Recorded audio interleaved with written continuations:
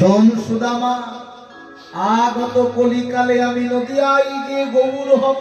নদিয়ায় গিয়ে আমি গৌর হব।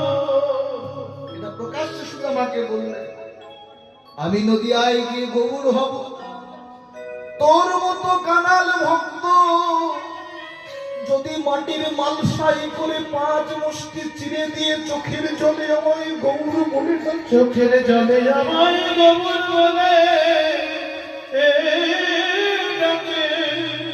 তোর মতো কানাল ভক্ত যদি খুদের অন্ন দিয়ে আমায় হা গৌর বলে ডাকতে পারে, হা গৌর বলে ডাকতে আমি ভক্তের ঘটে গিয়ে প্রসাদ পাবো।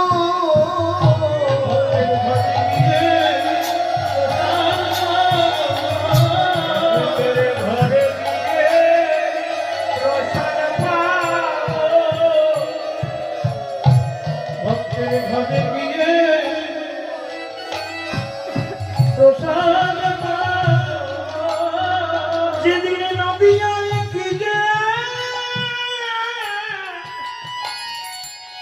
আমি গৌর হব,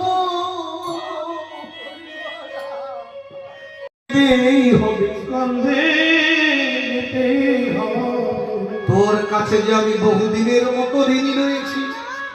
ঋণী?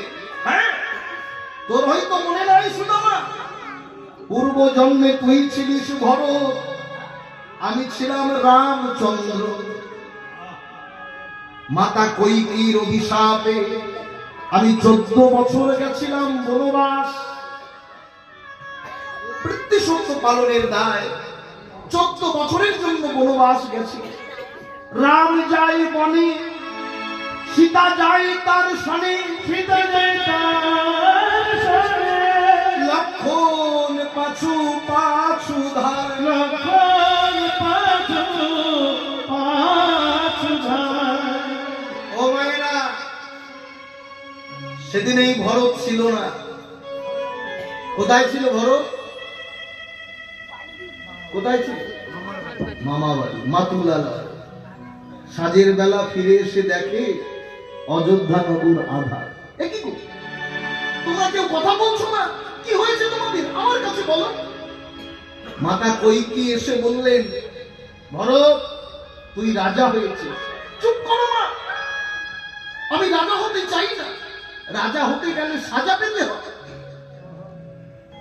দাদা কোথায় মা? অগ্রজ